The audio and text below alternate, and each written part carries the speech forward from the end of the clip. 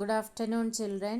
അപ്പം നമ്മൾ എന്തിനെ പറ്റിയിട്ടുള്ള ലെസനെ പഠിക്കണ്ടായിരുന്നു? സിവിക്സിൽ ഈക്വാലിറ്റി. അപ്പോൾ എന്താണ് ഈക്വാലിറ്റി പഠിച്ചു, എന്തൊക്കെയാണ് കീ എലിമെൻറ്റ്സ് ഓഫ് ഡെമോക്രസി എന്തൊക്കെ പഠിച്ചു. പിന്നെ ഏറ്റവും പ്രധാനപ്പെട്ടത് എല്ലാവർക്കും ഈക്വൽ റൈറ്റാണ് വോട്ട് ചെയ്യാനെന്നും പഠിച്ചു. ഇനി നെക്സ്റ്റ് പിന്നെ എന്തൊക്കെ ടൈപ്സ് ഓഫ് ഇൻഈക്വാലിറ്റി ഉണ്ടെന്നും നമ്മൾ പഠിച്ചു അല്ലേ. ഇനി അടുത്ത നമ്മൾ നോക്കാൻ പോകുന്നത് equality in Indian democracy. Indian ഡെമോക്രസിയിലെ ഈക്വാലിറ്റിയെ പറ്റിയിട്ട് എന്തൊക്കെയാണ് പറയുന്നത് എന്നാണ്. അപ്പോൾ അവിടെ ഞാൻ നേരത്തെ പറഞ്ഞ പോയിൻ്റ് തന്നെയാണ്. Every individual in the country including male and female persons from all caste, religions, tribes, educational and economic background are recognised as equal. ഏത് കാസ്റ്റോ respective of caste, religion, tribe, educational and economic background അതൊന്നും നോക്കാണ്ട് എല്ലാ മെയിൽസും എല്ലാ ഫീമെയിൽസും എല്ലാം ഈക്വലാണ്. All persons are equal under the democracy. Second point അവർ പറയുന്നത് എന്താ? In democratic India the principles of equality of all persons is recognised. അപ്പോൾ ഇന്ത്യയെ പോലെയുള്ളൊരു ഡെമോക്രാറ്റിക് നേഷനിൽ എല്ലാ ആൾക്കാരെയും ഈക്വലായിട്ട് റെക്കഗ്നൈസ് ചെയ്യുന്നു എന്നുള്ളതാണ്. ഇനി നമ്മൾ നേരത്തെ പറഞ്ഞു ഇതിനൊക്കെ ഒരു കോൺസ്റ്റിറ്റ്യൂഷൻ വന്നിട്ടുണ്ട്. അതാണ് നമ്മൾ ജാനുവരി 26, 1950 വന്ന അതിനെയാണ് റിപ്പബ്ലിക് ഡേ ആയിട്ട് നമ്മൾ ആഘോഷിക്കണമെന്നും പറഞ്ഞു അല്ലേ. അപ്പോൾ ആ കോൺസ്റ്റിറ്റ്യൂഷൻ എന്തൊക്കെയാണ് നമുക്ക് പ്രൊവൈഡ് ചെയ്യണമെന്ന് നോക്കണ്ടേ. Provisions in the constitution, that is how the constitution recognize the equality. Okay. അപ്പോൾ first point is every person is equal before law. ലോയുടെ മുൻപിൽ എല്ലാ ആൾക്കാരും ഈക്വലാണ്. Second, no person can be discriminated against on the basis of the religion, race, caste, whether they are male or female. ആരെയും മാറ്റി നിർത്താൻ പാടില്ല. മതത്തിൻ്റെ കാര്യമായിക്കോട്ടെ, റിലീജിയണിൻ്റെ കാസ്റ്റിൻ്റെ കാര്യമായിക്കോട്ടെ, റിലീജിയൻ്റെ കാര്യമായിക്കോട്ടെ, റേസ് ആയിക്കോട്ടെ, ആണ് പെണ്ണ് അങ്ങനെയുള്ള ആ ഒരു വേർതിരിവ് ഒന്നും കാണിക്കരുത്. Next point, every person has access to all public places. നമ്മുടെ ഇവിടെയുള്ള പബ്ലിക് പ്ലേസസ് എല്ലാവർക്കും ഈക്വലായിട്ട് ഉപയോഗിക്കാനുള്ള ഇതാണ് കോൺസ്റ്റിറ്റ്യൂഷനിൽ പറയുന്നത്. ഓക്കെ. പബ്ലിക് പ്ലേസസ് പറഞ്ഞാൽ പ്ലേ ഗ്രൗണ്ട് എന്തൊക്കെയുള്ളത്? പ്ലേ ഗ്രൗണ്ട് ഉണ്ട്, ഹോട്ടൽസ് ഉണ്ട് അല്ലേ. അങ്ങനെയുള്ള പല സ്ഥലങ്ങളിലേക്ക് പോകാനും വരാനും എല്ലാവർക്കും അനുവാദമുണ്ട്. And the last point is untouchability has been abolished അല്ലേ. പണ്ട് കാലത്ത് വലിയവരും ചെറിയവരും എന്നുള്ള ആ ഒരു വേർതിരിവ് ഇല്ലാണ്ട് ആവാൻ അതും അബോളിഷ്ഡായി. Okay. Now next, how this constitution implement equality. അപ്പോൾ ഇത് ഇംപ്ലിമെൻറ്റ് ചെയ്യണമല്ലോ അല്ലേ. ഗവൺമെൻറ് ഇങ്ങനെ ഒരു ഡിസിഷൻ എടുത്താൽ അത് ഇംപ്ലിമെൻറ്റ് ചെയ്യണം. അടുത്ത സ്റ്റെപ്പ് അതാണ്. Government has tried 2 ways to implement equality. അപ്പോൾ 2 തരത്തിലാണ് ഗവൺമെൻറ് ഇംപ്ലിമെൻറ്റ് ചെയ്ത്. ഒന്നെന്താ? Through laws. Second, through government programmes. അപ്പോൾ ആദ്യം നിയമങ്ങളിലൂടെ. Second, through government programmes. അപ്പോൾ ഫസ്റ്റ് വൺ നമ്മൾ നോക്കുന്നത് ത്രൂ ലോസ്. എന്തൊക്കെയാണ് അവർ പറയുന്നത്?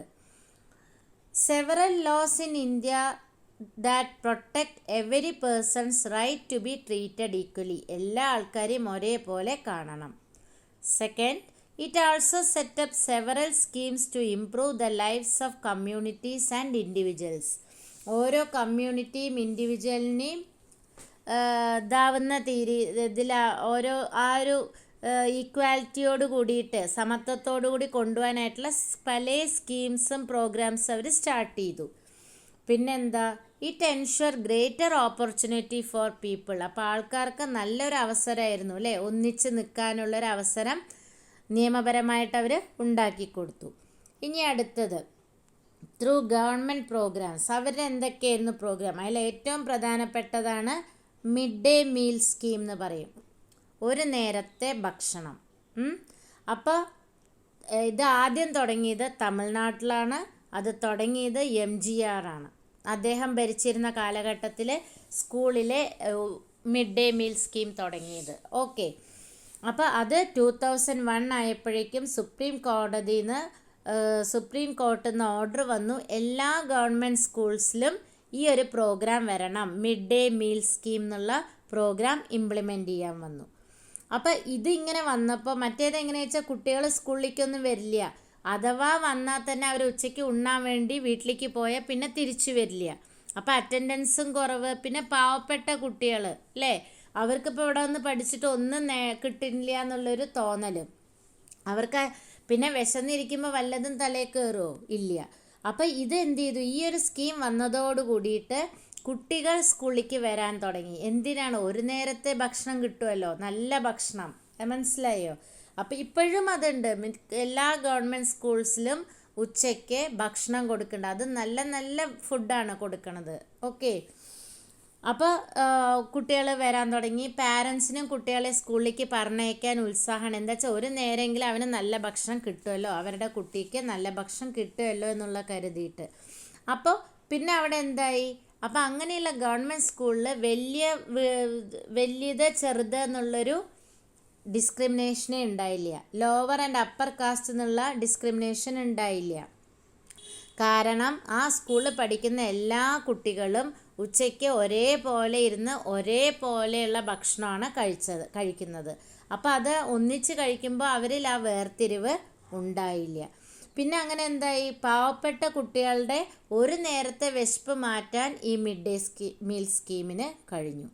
പിന്നെ അതേപോലെ നമ്മൾ നേരത്തെ പറഞ്ഞു, ലോ കാസ്റ്റ് വരെ ദളിത്സ് എന്നാ പറയുക, ദളിത് സ്ത്രീകളെ അവിടെ കുക്ക് ചെയ്യാനൊക്കെ ആയിട്ട്, ഭക്ഷണം പാകം ചെയ്യാനും അടുക്കളയിലത്തെ കാര്യങ്ങൾ നോക്കാനായിട്ട് അപ്പോയിൻ്റ് ചെയ്യാൻ തുടങ്ങി. അപ്പോൾ അവർക്കും മെല്ലെ മെല്ലെ സ്ഥാനക്കയറ്റം കിട്ടാൻ തുടങ്ങിയെന്നാണ് പറയുന്നത്.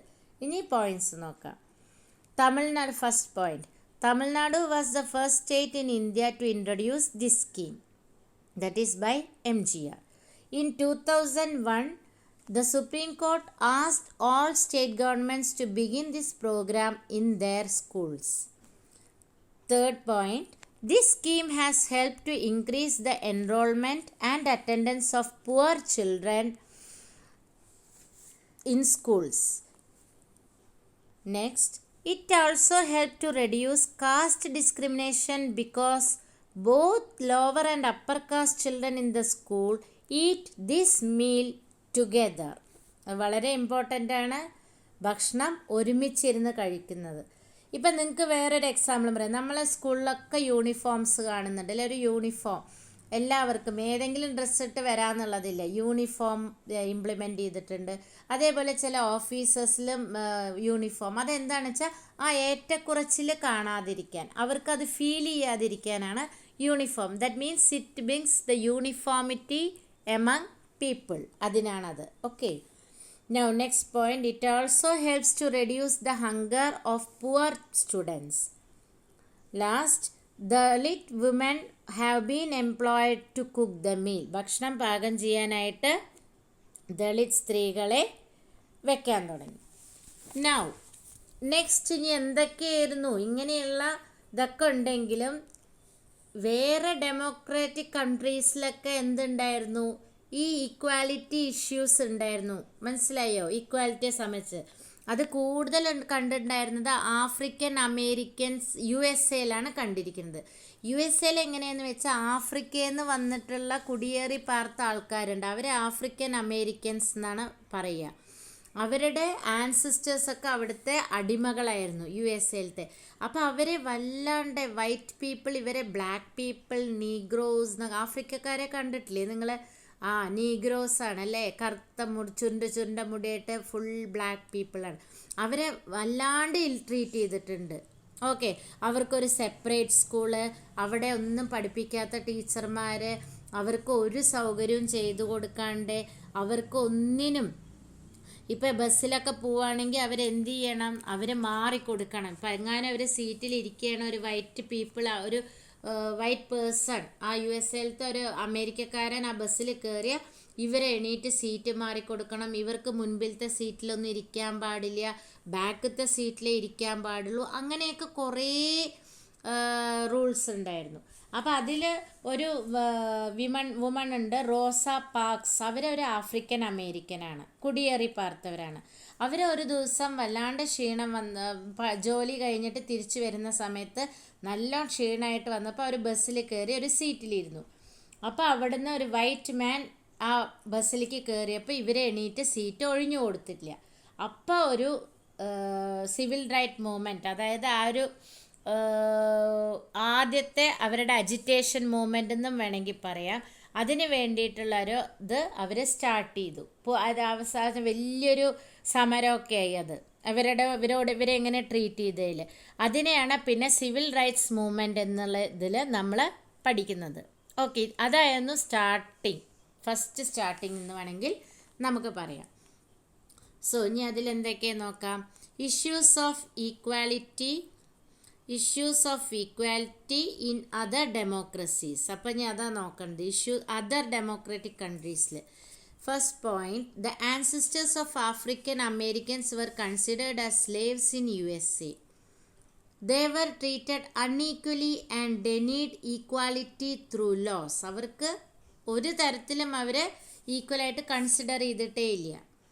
A movement that began in USA 1950s in which African American people demanded equal rights and an end to racial discrimination. Racial discrimination എന്ന് പറഞ്ഞു കഴിഞ്ഞാൽ എന്താണ്, വൈറ്റ് ബ്ലാക്ക് എന്നുള്ള അതിനൊരു എൻഡ് വന്നു.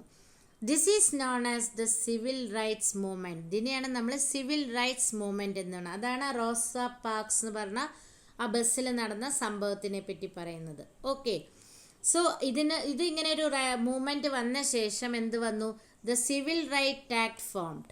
The civil rights act of 1964 ഒരു act form ചെയ്തു, civil rights act.